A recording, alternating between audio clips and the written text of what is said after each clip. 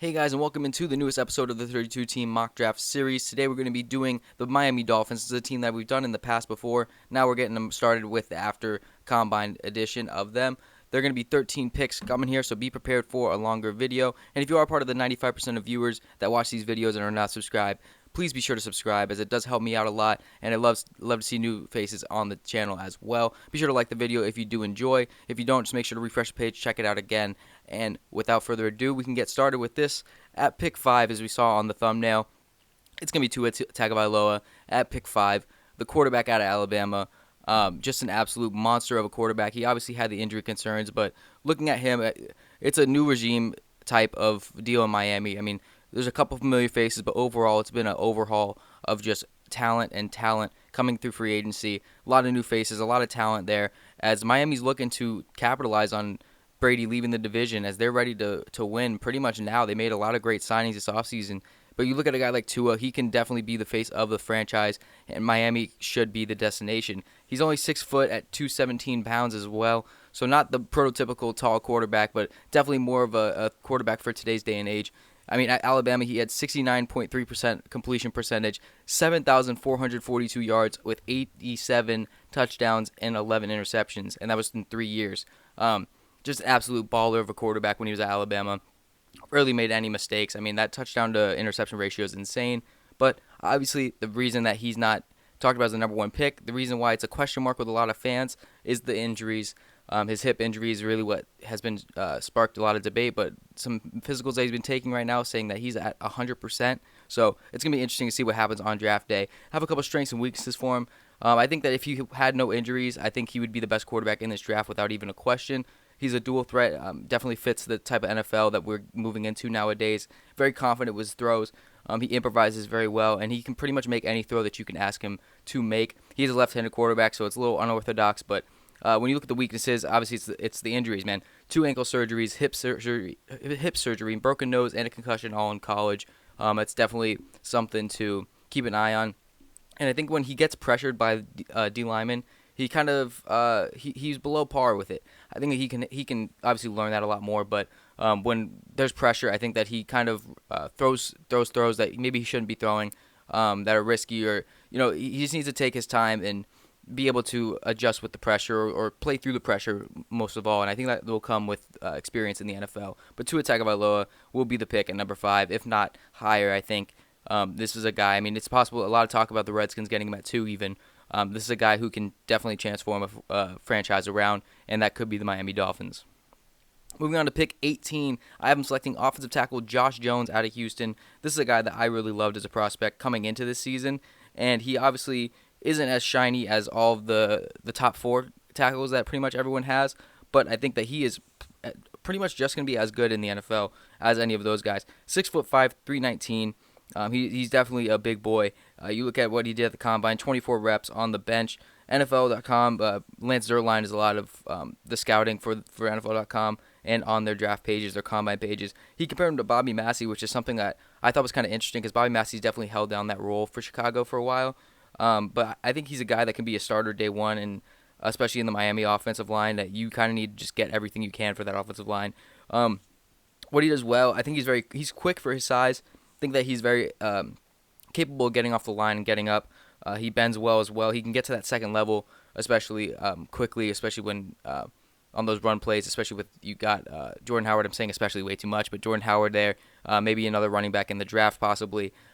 You're going to need some guys that can get from the first to second level quick, and that's something that he can do. But the thing that I think is his biggest downfall so far is his technique, and his footwork needs some fine-tuning. He definitely needs to be working on that a little bit more. There's times where it's outplayed because of his fundamentals, because of his techniques. He's got to tune him up a little bit. But this is definitely a guy who I think you can put at starter pretty much day one and grow him into a better player through experience and through obviously practice and everything. So I think practice, repetition, game time, I think Josh Jones will be able to play, and I think he will be a solid pick for the Miami Dolphins. Now, going on to pick 26, I have them selecting safety Grant Delpit out of LSU. Grant Delpit was arguably a top 10, top 15 prospect coming into this year, and unfortunately his draft stock has just been killed due to this last season. He was playing through a high ankle sprain all through 2019, so it's possible that a lot of his numbers are very skewed due to him playing through that injury, but 6'2", 213. He's a 3-year starter. He had almost 200 tackles. He had 199, 17.5 tackles for loss, 7 sacks.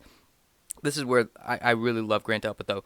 8 interceptions and 24 pass deflections in those years. 2 forced fumbles and 2 fumble recoveries as well. He did very well in the statistics department. 2018 was such an amazing year for a guy like Grant Delpit, which made him a top 10 pick into this year's draft. And unfortunately, this year and the offseason has just kind of lowered his stock a little bit, which is unfortunate for Delpit, but it's going to be great for the Dolphins to be able to snag him at 26. I think what his strengths are, he's got exceptional IQ for the football game, especially when it comes to rushing. When he's able to sneak into in the gaps, make hits, I think it's very smart for a guy at his age and to be able to make the plays that he is able to do. I think that he's very consistent with coverage when he's healthy as well. You're not really going to see him get burned too often over the top when he's healthy. The weaknesses is the durability issues. I mean, even if you look at him, he's kind of a slender build for somebody that is more or less a strong safety than a free safety. So it might need to be adjusted because he's very good at tackling. It's just this season he's missed a lot as well. When he makes contact, he finishes well. He finishes hard. It's just the misses are definitely something worrisome. A lot of people said it's just due to the injury, but it's a risk. It's definitely a risk. But I think when you have a guy who could have been a top 15 prospect, you have him sitting there at 26, you can definitely take him and run away with him. I think that what you could do from here is you can move Bobby McCain back from free safety to corner. Bobby McCain could be your third corner on top of obviously what you got there. And you get Grant Delpit over top. I think that would work very well on this defense. Just any help to be made in that secondary is going to be a blessing. Xavier Howard and Byron Jones is going to be such a cool tandem. To have Bobby McCain there as well with Delpit, it's going to be so much fun to watch that team. I mean, it's already going to be fun to watch this Dolphins team because they're pretty much a brand new team, but Grant Delpit can definitely add to that. Then we move on over to pick 39, and luckily enough for the Dolphins, center Cesar Ruiz has fallen to them at 39. Now, you've heard it all about Ruiz at this point. He's pretty much known as the best center in this class. Personally, I think I still like Biadish a lot more, but Ruiz is definitely the higher graded prospect, so I have him going here. When you look at what Ruiz has done at Michigan, he's just been an absolute beast.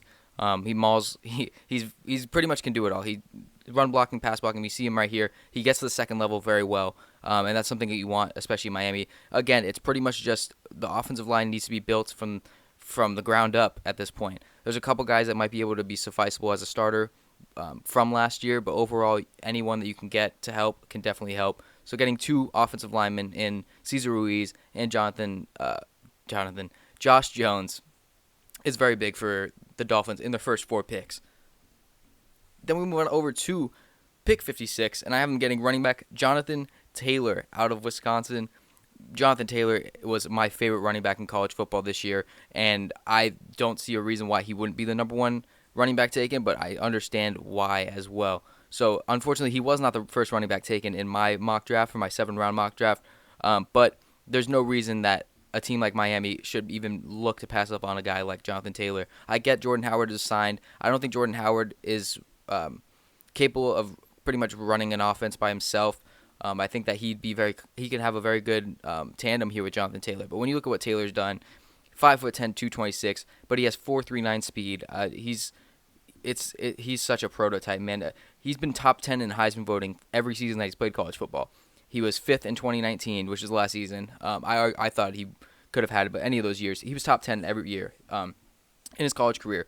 6,174 yards. He's averaging 6.7 yards per carry, 50 total touchdowns. On top of that, he added 42 catches for 407 yards and 5 touchdowns. That's an amazing career for him at Wisconsin. Then you go and look at some strengths and weaknesses. I think he's a prototype NFL running back. He's got the size, he's got the strength, he's got the speed. That's what you want in a running back, and Jonathan Taylor has all of those. 12 times in college, he surpassed 1,200 yards in a game, which is just absolutely insane. 12 times. 12 times. Most college football seasons are between 10 to 12 games. So he basically had a full season of games with over 200 yards. He's got a great, powerful burst. He hits the hole hard. His balance is impeccable. One of the things I love about him is that it's rare that you're going to trip him up and he's not going to be able to recover from it. You're pretty much going to have to get the guy to the ground. I think he might be the most pro-ready running back in this draft class that you could plug in day one and he can play at a high level. His weaknesses, 15 fumbles in his college career. That's 5 a year if you have divided by 3. But that's something to definitely worry about, something that he needs to work on. And another thing is that he's had 300 touches each season that he's played at Wisconsin. So he's got some wear and tear on his tires. It's very possible that he might not have as long of a career span as a guy like maybe DeAndre Swift or J.K. Dobbins or such, but I think the talent overweighs all of that. I think Jonathan Taylor is an absolute monster of a running back. I love him as a prospect. He's my favorite running back in the class, and getting him at 56 to the Miami Dolphins would be an absolute steal. Moving on over to pick 70, and I have them selecting guard John Simpson out of Clemson. One of the better guards in the college football draft this year. 6'4", 321. He had 34 reps at the combine on the bench, which, I mean, you can even see there. He's got a great build, great frame, so he's definitely going to be strong. Another comparison that Lance Zierlein did on NFL.com that I was looking at when I was looking at the combine numbers and stuff, he compared him to Kalichi Osemele, and that is a very big comparison for a guy who is probably a day two guy.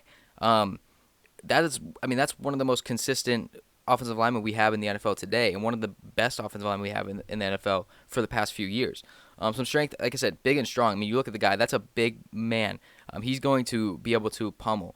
He stands his ground well. I mean, looking at his base, his thighs, and his calves, he's got such a strong base that it's going to be rare that he's going to be able to be bull rush. He's going to outstrength the other person on the other side of the line, and I think that is going to be very huge for a guy like Simpson coming into a team that needs that.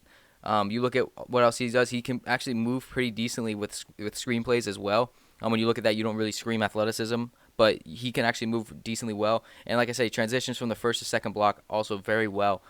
He gets to that second level of the defense, and he's able to not quit on plays, which is very good. Some weaknesses, he's slow out of his stance. It's going to come with a guy with such a big frame. So he's pretty slow out of the stance. And the one thing that's really killed him in his career is penalties, man. Holding penalties, false starts, you name it. He has gotten a lot of those. So he has to clean up his act a little bit with the penalties. On top of that, he definitely has to learn how to burst out of his stance a little bit more. I think that getting him into NFL shape would kind of boost that up a little bit. So getting him at pick 70 would be an absolute blessing for the Dolphins to be able to stick him into your line pretty much day one. At pick 141, I am selecting tight end Harrison Bryant out of Florida Atlantic. Harrison Bryant, the tight end class is so weird this year because there's some people that have certain tight ends as number 1 and other people have him as number 6, and the tight end market is just so weird. But in my mock draft, I have Harrison Bryant falling to 141 for them, and what a college career he had. 6'5", 243. He ran a 4.73 at the combine, had 42.5 inches of vertical at the combine as well. 142 catches for over 2,000 yards, 14.5 yards per carry, 16 total touchdowns in his last 3 seasons that he's played. His freshman year, he didn't really play as much, so it wasn't worth doing it. I know I keep bringing up the NFL comparisons, but he was compared to George Kittle. When I saw that, I was like, okay, like that's maybe as a prospect he should be compared to George Kittle. But George Kittle is arguably the best tight end we have in the NFL. I think that's a little bit of a stretch to compare him to. Maybe that's his ceiling, but that was something I definitely wanted to mention. But when I looked at him, when I was watching him, his strengths, he's got good catchability, especially in the deeper levels, those beyond 15 routes. He's able to run the routes. He's able to make the catches deep, which, a lot of tight ends, they like to stay within the 10 to 15-yard range. He's definitely good at route running. He has crisp routes. He's good in space and as well through contact, which is definitely what you want in a tight end today's age. Tight ends are less used as blockers and more as receivers at this point in time. So getting a guy like Harrison Bryant is definitely big. When you look at what he's weak at, he needs to improve in blocking. When you look at what his build is, I mean, even just on the screen, he's not very built up. He's not very thick. He's not very wide. He's pretty much he's kind of I don't want to say Evan Ingram, but like he's built like an Evan Ingram to where he's got that smaller frame for a tight end, but it's good in the receiving game. So he definitely needs to improve there, and he also needs time to be able to develop into a red zone threat. He really wasn't, when he gets to the red zone, I don't think he can make those 50-50 balls. I don't think that he can get those catches as good as you really want a tight end to do, because tight ends are a good option, especially in the goal line situations. So definitely working there. And the other downside to him is he played at one of the worst schools in the SUSA conference, which is one of the worst conferences. I mean, Western Kentucky was the winner of their division in the conference, and they had 3 wins this last season at FAU.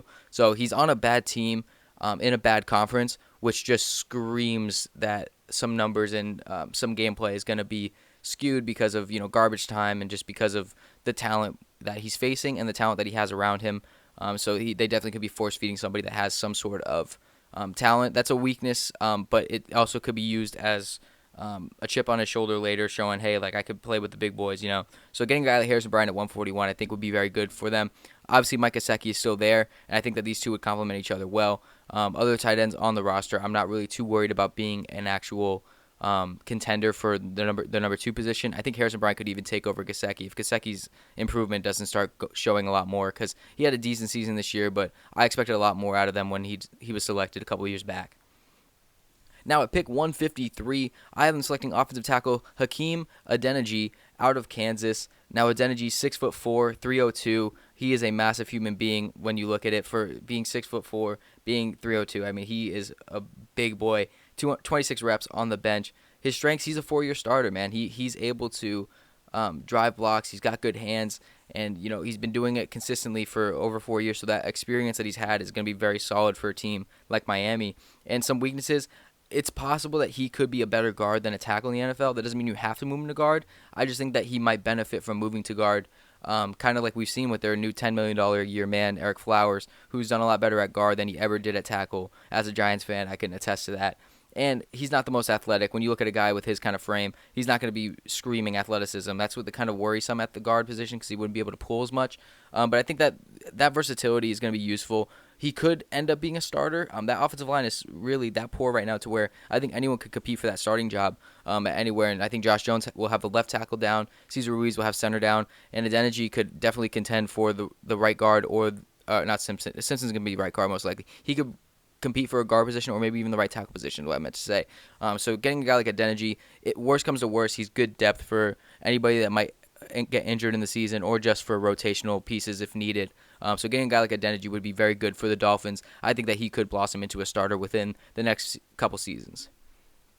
Now, one pick later, they have back-to-back picks. I'm taking corner Neville Clark out of UCF. Neville Clark had a very solid and productive season for them.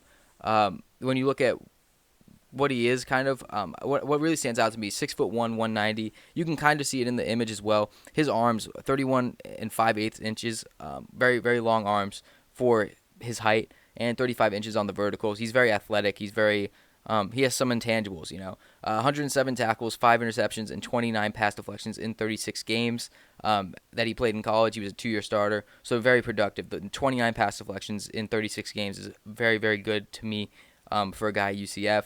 You got strengths. He plays as his height shows, 6'1", with long arms. I mean, that's something that he's going to play exactly how you would expect somebody with long arms, 6'1", at the cornerback position to play. He has length. He baits very well. And, I mean, like I keep talking about the arms, and it's kind of redundant, but he's going to win those 50-50 balls, not interception-wise all the time, but be able to swat that away. And that's going to be a problem for the bigger receivers in the NFL if he were to get on the field. I think it's a developmental guy that you can definitely have learn behind guys like Byron Jones, Xavier Howard, even Bobby McCain. Maybe lock down that 4th or 5th spot on the cornerback depth chart and see where he goes from there. Some weaknesses that I do think he has. He doesn't really have the most speed. He didn't run at the combine, but he definitely doesn't have the most speed, and he's not that great on the shorter routes, slant routes, quick in routes. He's more or less a longer route. A good route runner will be able to break him in the NFL, and that's really where he stands at that point. But overall, definitely a great prospect for 154 in the draft, and I think that would be somebody that you would really want as a good depth piece to the Miami Dolphins. And you wouldn't have to go too far, already being in Central Florida. Just go down to Miami, have yourself a good time down there. Then we move on over to pick 173. I'm selecting outside linebacker Kamal Martin, 6'3", 240. He's got long arms. He's got big hands. Some strengths he's got, great finisher. He's able to just punish in the tackle department. He fills gaps very well. He's able to slip past blocks. One thing that I think is that he's so athletic at that outside linebacker position that he could really be used to a very good extent on the special teams department. I mean, when it comes to punts and kickoffs, returns even, punt returns and stuff. I mean, this is a guy that can definitely help you out in those departments very well. He had some trouble at Minnesota. A couple of things just didn't go his way. I think he would probably be a little bit higher, maybe earlier day 2 guy, maybe like round 3 probably if some issues didn't happen. Maybe he cleaned up a couple of things. Some weaknesses, he doesn't have the best bend.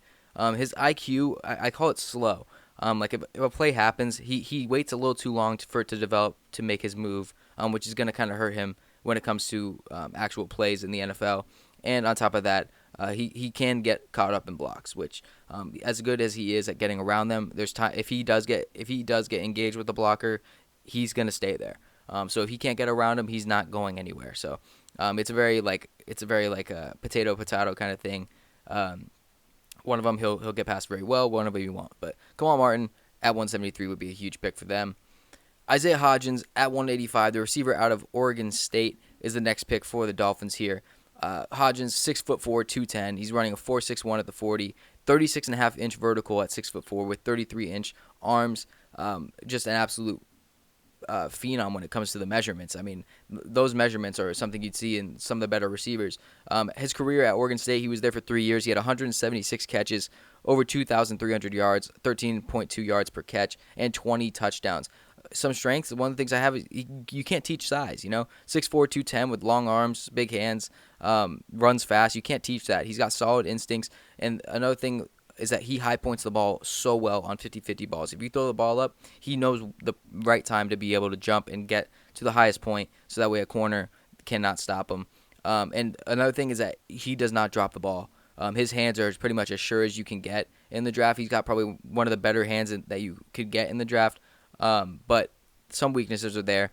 He cannot get past press. If they're playing press man coverage, it's going to be a slow route, and you pretty much got to look to your other options as a quarterback. And then on top of that, his release as well, even when it's not being pressed, he's not the fastest off the ball as well. And of course, speed, 4.61. It's not the most speed that you'd want to see. Maybe a 4.5 is where it would be a very better prospect. But he fell down here just because he didn't have as great of a couple years as he had at Oregon State. He hasn't had the best college career. I think that he might go a little bit higher when it comes to actual draft time just because of the upside he poses, but this could turn out to be a steal of the draft because of his size and ability to high point the ball as well, which is a thing that I think that they got a lot of from Preston Williams last year, and they really liked it. So to be able to add to that wide receiver room would be very good. As you see, a lot of the receivers that are coming up, they might need to get paid. Devontae Parker just got paid. I know Jakeem Grant got paid the year before, so it's time to be able to rotate some guys in, see who you can, maybe have him as a practice squad guy, special teams as well, and see where you can go from there. At pick 227, I have them selecting cornerback Thakarius Keys out of the University of Tulane. Keys, 6'1", 202, even longer arms than what Clark had. 36-inch vertical as well. He's a 2-year starter with 85 tackles, only 2 interceptions, but 13 pass deflections. Strengths, I think he's got potential. That's one of the biggest things. Like I said, he's only a 2-year starter, so this is somebody that if you taught him how to play the position the right way, I think that he definitely could turn out to be something better than what his draft stock is right now.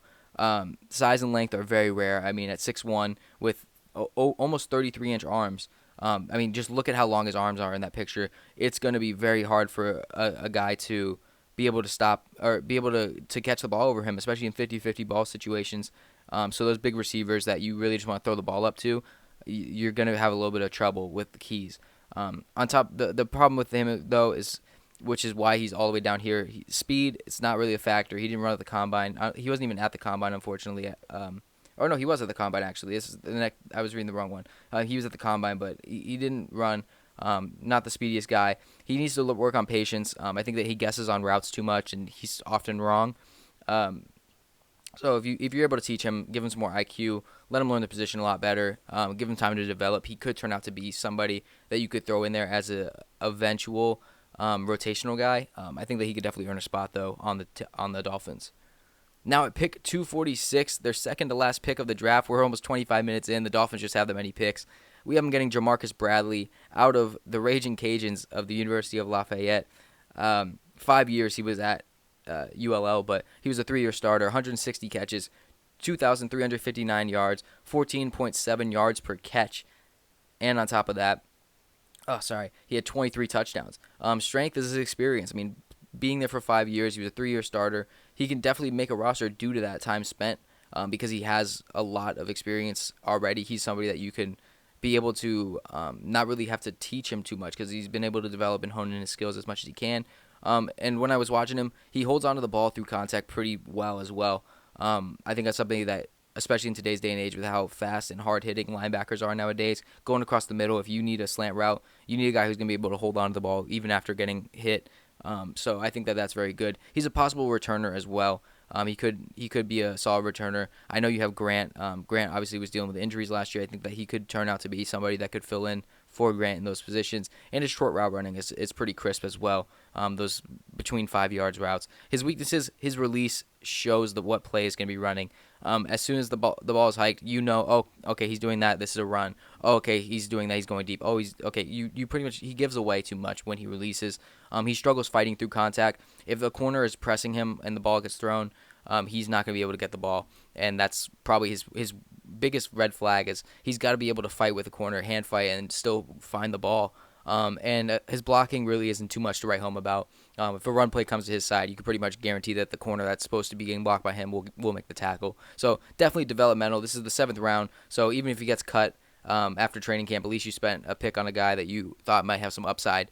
And I'd like to see what he could do in the NFL. He could earn a spot as a wide receiver 6, like I said, a return specialist kind of thing. But it's interesting. I think he's definitely somebody that has some upside to him, and definitely with the experience could be somebody you could look at. And then at pick 251, I have running back Siwo Olonilua. I believe I pronounced that right. Out of TCU. Now, this guy is a absolute bowling ball, 6'3", 232. He also ran a 4.66, so not the complete slowest that you've seen, but definitely one of the bigger backs in this year with 25 reps on the bench press. He also added 36 inches as a vertical, which is very cool to see. But he was there for 4 years. He had 348 carries, 1,600 yards, 4.7 yards on average, 17 total touchdowns. But this is really cool too. 60 catches as well to add on top of that with 383 yards and a touchdown in the pass game. Strength, he really has some power that you don't see in a lot of running backs nowadays. He's able to build up speed. The more it's kind of those things where he's not going to get the hardest right off the bat, but if he's on the sideline, after a while he'll build up that speed to be able to keep going. But he is a king of short yardage situations. If you need 2 or 3 yards, he will be able to get that with his frame and how strong he is. And like I said, 60 catches. He's solid in the pass game. He's got a good catch radius. He's got good hands for being a running back, which is very solid for a team like Miami, especially with how the running back situation was last year. I think that there's room for a different running back for than what you had.